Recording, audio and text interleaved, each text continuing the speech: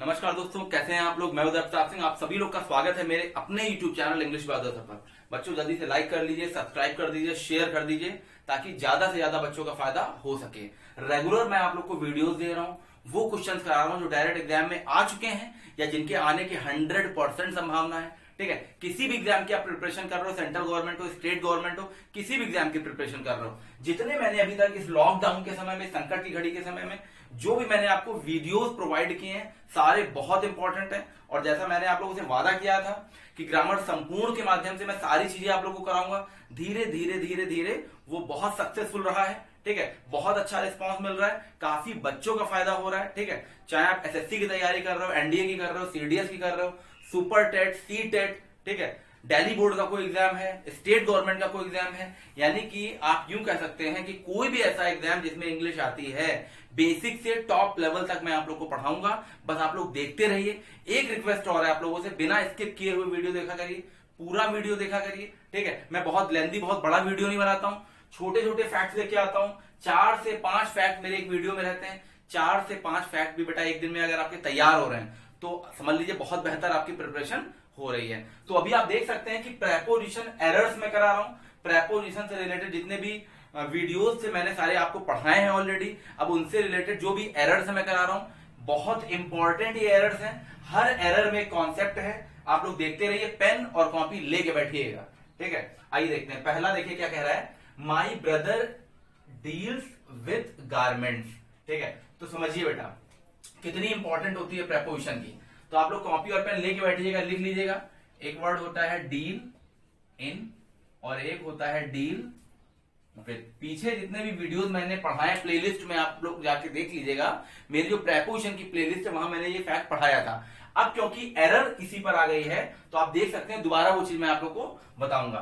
तो याद रखिएगा, डील वर्ड के साथ जब इनका प्रयोग होता है तो इसका मतलब होता है ट्रेड करना। क्या मतलब होता है? ट्रेड करना या व्यापार करना। जब ट्रेड या व्यापार की बात होती है तो डील के साथ हम क्या लगाते हैं? इन लगाते हैं। ट्रेड या जब व्यापार की बात होती है, बहुत इंपॉर्टेंट है बेटा ये। तो यहां कह रहा है my brother deals with garments. कहने का इसका मतलब है कि मेरा भाई जो है कपड़ों का क्या करता है? व्यापार करता है। तो गारमेंट्स की बात हो रही है तो डील के साथ विथ ना लग के क्या लग जाएगा? यहाँ इन का यूज होगा। तो बेटा जो विथ का यूज हुआ है ये पूरी तरह से गलत हुआ है। लेकिन इसका मतलब ये नहीं कि डील के साथ विथ लगता नहीं है। ध्यान दीजिएगा बच्चों, इजली पढ़िएगा आराम से। My brother deals in garments हो जाएगा। डील इन का मतलब होता है कोई ट्रेड करना, व्यापार करना। ठीक है, बट डील विथ का मतलब होता है, डील के साथ जब विथ हम लगाते हैं यानी किसी पर्सन या मैटर, किसी सिचुएशन, स्थिति, व्यक्ति से निपटने के लिए हम क्या लिखते हैं? Deal with. यानी कि आप देख सकते हैं कि एग्जाम्पल, मैं यहां नीचे सारे एग्जाम्पल लिखूंगा। You should deal with Arun, यानी कि you should deal with Arun का मतलब है आपको अरुण से निपटना है, आपको अरुण से डील करना है, आपको अरुण से बात करनी है, राइट? या कोई मैटर है, कोई सिचुएशन है, आपको I know how to deal with this matter. तो डील विथ दिस मैटर, कोई मैटर हो, कोई पर्सन हो, कोई सिचुएशन हो, उससे निपटने के लिए हम क्या लगाते हैं? डील के साथ क्या लगाते हैं? विथ लगाते हैं। तो आप देख सकते हैं यहां अरुण एक पर्सन की बात हुई है। तो याद रखिएगा, डील के साथ इन आता है जब ट्रेड की बात होती है। सेंटेंस पढ़ने से ही पता चल रहा है कि गारमेंट्स कोई पर्सन तो है नहीं, गारमेंट्स कोई सिचुएशन तो है नहीं। गारमेंट का क्या होता है? व्यापार होता है कपड़ों का। तो डील के साथ क्या लगेगा? इन लगेगा। तो डील इन लिख लीजिएगा, ट्रेड या व्यापार की जब बात होती है। और डील विथ का मतलब होता है जब किसी पर्सन या मैटर के साथ हम निपटते हैं। ठीक है, तो पिछले वीडियो में मैंने ऑलरेडी पढ़ा रखा है। ठीक है, तो एग्जाम्पल्स मैं सारे नीचे आप लोगों को बताऊंगा, यहाँ स्पेस है थोड़ा सा, आप लोग लिखते भी जाइएगा। ठीक है, चलिए अगला देखते हैं। अगला ये देखते हैं, डील इन और डील विथ आपको पता चला। डील इन का मतलब जब कोई ट्रेड या व्यापार होता है और डील विथ का मतलब होता है जब किसी पर्सन से निपटना हो। The earth atmosphere, second error देखिए, the earth atmosphere comprises of 3 layers. कहने का इसका मतलब है जो अर्थ का एटमॉस्फेयर है वो कितनी लेयर से मिलकर बना है? 3 लेयरों से मिलकर बना है। तो भाई सीधी सी जितने बच्चे वीडियो देख रहे हैं, देखने से पता चल रहा है कि एरर कहां पे है। कंप्राइज के साथ कभी भी ऑफ का प्रयोग नहीं होता अगर एक्टिव वॉइस में सेंटेंस है। कुछ एक्सेप्शन है, कुछ अपवाद है, मैं आगे की एरर्स में लेके आऊंगा। पैसिव वॉइस में ऑफ लगता है, लेकिन एक्टिव वॉइस में कंप्राइज के साथ कभी भी हम ऑफ का प्रयोग नहीं करते हैं। ध्यान रखिएगा, सेकंड वाले का मैं फैक्ट बता दे रहा हूं, नीचे बता रहा हूं। सेकंड वाले एरर का एक वर्ड होता है consist of equal to comprise. इन दोनों का मतलब होता है से मिलकर बना होना। क्या मतलब होता है? से मिलकर बना होना। से मिलकर बना होना, किसी चीज से मिलकर बना होना, राइट। तो याद रखिएगा कंसिस्ट के साथ तो ऑफ का यूज हम करते हैं, लेकिन बेटा कंप्राइज के साथ कभी भी हम ऑफ का प्रयोग, कोई प्रेपोजिशन इसके साथ यूज नहीं होता है, इसके साथ हम ऑफ का प्रयोग नहीं कर सकते हैं। और एग्जामिनर अधिकतर इसके साथ ऑफ लगा कर ही देता है। तो देखिए प्रेपोजिशन की खूबसूरती, कितना अच्छा प्रेपोजिशन चैप्टर होता है। कंसिस्ट के साथ ऑफ लग रहा है लेकिन कंप्राइज के साथ नहीं लग रहा है। दोनों का मीनिंग एक ही है, से मिलकर बना होना। मैंने कहा दिस बुक तो होगा कंप्राइजेस 5 चैप्टर्स, ठीक है, कंप्राइजेस ऑफ नहीं। ये बुक जो है 5 चैप्टर से मिलकर बनी है। बट अगर मैंने कंसिस्ट लगाया this book consist of 5 chapter, तो कंसिस्ट के साथ ऑफ लग जाएगा।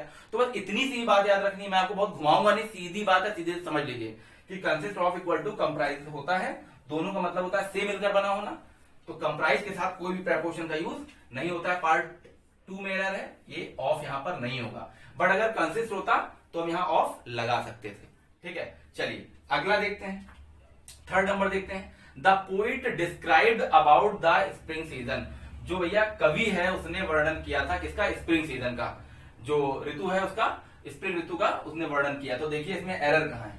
जितने भी लोग ये वीडियो देख रहे हैं अब तक उनको एरर का पता चल गया होगा। थर्ड वाला देखते हैं, आइए, ठीक है। थर्ड कॉन्सेप्ट में एरर कहां है? तो याद रखिएगा कुछ वर्ड होते हैं, लिख लीजिए। डिस्कस, ठीक है,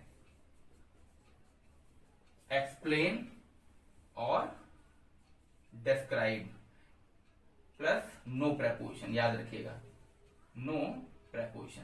इनके साथ किसी भी तरह का प्रेपोजिशन का यूज आप नहीं कर सकते। Discuss, explain, describe, right. एक सेंटेंस देखिए, ही एक्सप्लेन्ड दिस पोयम, राइट। अब आप ये लिख सकते हैं ही एक्सप्लेन्ड अबाउट दिस पोयम। अगर आप लिख रहे हो ही एक्सप्लेन्ड अबाउट दिस पोयम तो इसका मतलब है ही explained this poem. About explain के अंदर ही आया है। या मैं कहूं ही डिस्कस्ड दिस पोयम, तो अगर आप लिखते हो ही डिस्कस्ड अबाउट दिस पोयम तो आप बोल रहे हो ही discussed this poem. Double discuss का यूज कर रहे हो तो सुपरफ्लुअस हो जाएगा, ठीक है। तो याद रखिएगा डिस्कस हुआ, एक्सप्लेन हुआ, डिस्क्राइब हुआ, इनमें ऑटोमेटिक अबाउट आया होता है, ठीक है। आपको इसके बाद अबाउट या किसी प्रेपोजिशन को लगाने की जरूरत नहीं है। तो आप एग्जांपल देख सकते हैं, ही एक्सप्लेन्ड दिस पोयम। एरर कैसे आएगी? ही एक्सप्लेन्ड अबाउट दिस पोयम। तो अगर आप अबाउट लगाते हो यहां पे तो बेटा एक्सप्लेन्ड आप 2 बार लिख रहे हो, इसका ये मतलब है। तो याद रखिएगा द पोइट डिस्क्राइब्ड, यहां पर अबाउट लगाने की कोई जरूरत नहीं है, हो जाएगा the poet described the spring season. अगर आप अबाउट लगा रहे हो तो इसका मतलब आप 2 बार डिस्क्राइब लिख रहे हो। आप लिख रहे हो the poet described the spring season. About का मतलब होता है के बारे में, और डिस्क्राइब्ड का मतलब भी होता है वर्णन करना। तो डिस्क्राइब का मतलब भी होता है किसी के बारे में वर्णन करना। अबाउट लगाने की यहां कोई जरूरत नहीं है। तो पार्ट 2 में एरर थी, ठीक है। डिस्कस पर भी एरर आ सकती है। ये मत समझिएगा कि मैंने ये एरर लिखी तो हमेशा डिस्क्राइब्ड पर ही एरर आएगी।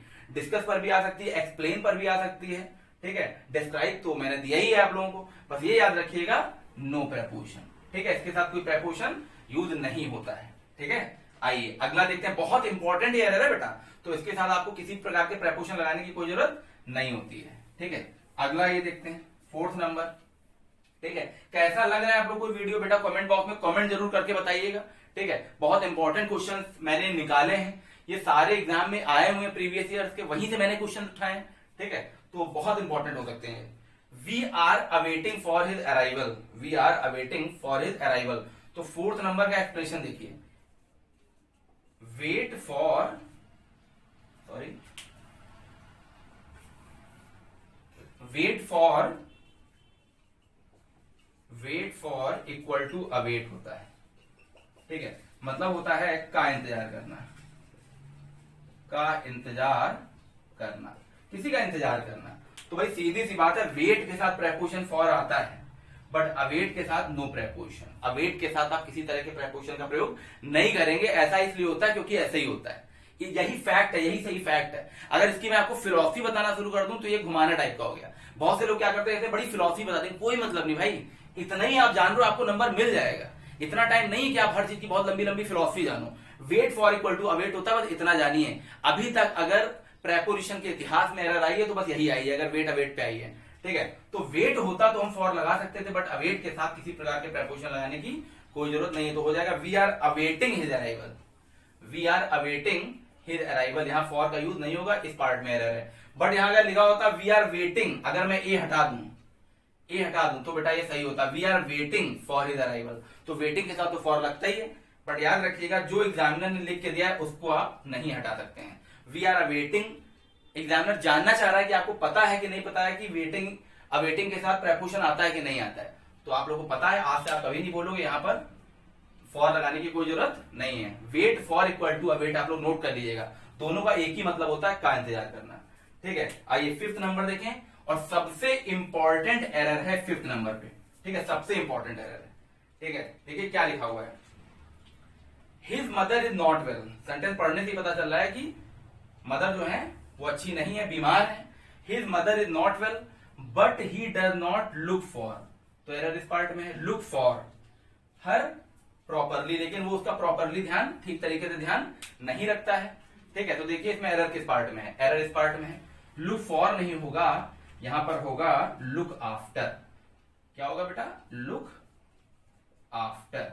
लुक आफ्टर का मतलब होता है देखभाल करना, देखभाल करना, केयर करना किसी की। और सेंटेंस पढ़ने से पता चल रहा है कि उसकी माता जी अच्छी नहीं है, लेकिन वो ध्यान नहीं देता है, but he does not look after होना चाहिए। तो फिर लुक फॉर का मतलब क्या होता है, लुक फॉर का मतलब होता है टू सर्च। क्या मतलब होता है, टू सर्च मतलब खोजना, किसी चीज को खोजना।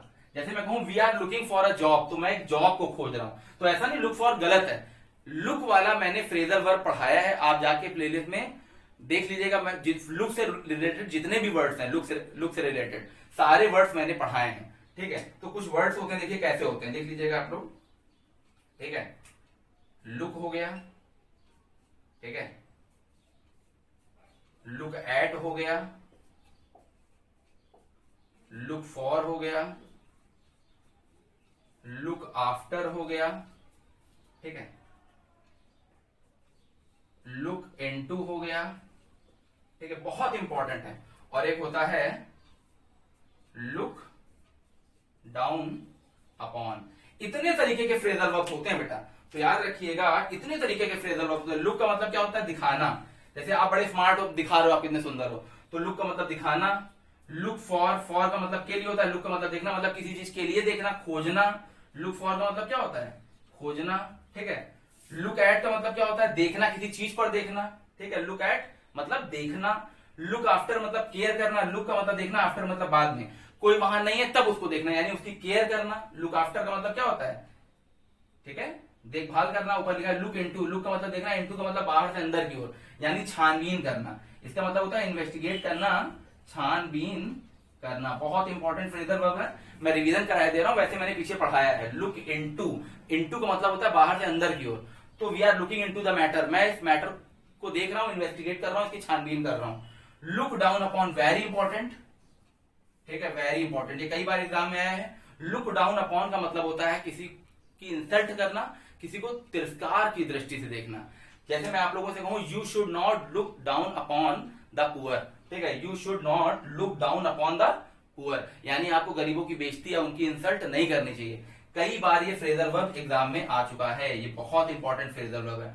तो देखिए लुक फॉर, भले लुक फॉर एक फ्रेजल वर्ब है, लेकिन फॉर प्रेपोजिशन आया है, तो फ्रेजल वर्ब के रूप में प्रेपोजिशन आता है, ठीक है। प्रेपोजिशन किसी वर्ब के साथ मिलकर नई मीनिंग दे देता है, तो इसीलिए प्रेपोजिशन इंपॉर्टेंट चैप्टर कहा जाता है, इसीलिए बेटा कहा जाता है, ठीक है। याद रखिए प्रेपोजिशन इंडिविजुअल जरूरी नहीं है, प्रेपोजिशन वर्ब के साथ लगकर उसकी मीनिंग ही बदल देता है। जैसे आपने देखा कि डील इन होना चाहिए था, विथ नहीं होना चाहिए था, तो डील इन का मतलब क्या होता है, ट्रेड करना। डील विथ का मतलब होता है किसी मैटर या किसी व्यक्ति से निपटना। द अर्थ एटमॉस्फेयर कंप्राइज, अब देखिए इसके साथ ऑफ का यूज नहीं होता, लेकिन कंसिस्ट होता, ऑफ का यूज होता, ठीक है, ये मैंने कहीं पढ़ाया है। द पोइट डिस्क्राइब्ड, डिस्क्राइब हो गया, डिस्कस हो गया, एक्सप्लेन हो गया, इनमें ऑलरेडी अबाउट आया होता है, इसके साथ अबाउट लगाने की कोई जरूरत नहीं है। पार्ट 2 में एरर है। वी आर अवेटिंग फॉर, तो अवेटिंग हिज अराइवल होगा, वेट फॉर होता है, बट अवेटिंग के साथ कोई प्रेपोजिशन नहीं आता है। His mother is not well, उसकी माता जी अच्छी नहीं है, but he does not look for. Look for का तो मतलब होता है खोजना, ठीक है। लुक आफ्टर होना चाहिए, तो लुक आफ्टर का मतलब होता है देखभाल करना, केयर करना। तो वो उनकी देखभाल नहीं करता है, प्रॉपरली केयर नहीं करता है। और लुक से रिलेटेड जितने फ्रेजल वर्ब हैं ये मैंने आप लोगों को बताया, एग्जाम में आ सकते हैं और आए हुए हैं ऑलरेडी। ठीक है, तो प्रेपोजिशन के ऐसे ही मैं और भी वीडियो लाता रहूंगा। 5 एरर्स मैं इसलिए लाता हूं ताकि 5 कॉन्सेप्ट कम से कम आपके क्लियर हो। मुझे बहुत जल्दी नहीं है कि एक ही दिन में बहुत सारे पढ़ा दूं, लेकिन जितना आप पढ़ो अच्छा पढ़ो, कभी भूलो ना। ठीक है, ऐसे ही और वीडियो में लेके आऊंगा। आप लोगों को अगर अच्छा लगा हो तो अपना कमेंट जरूर दीजिए। I value your feedback. Share करिए, सब्सक्राइब करिए, लाइक करिए। Thank you, thanks for watching this video.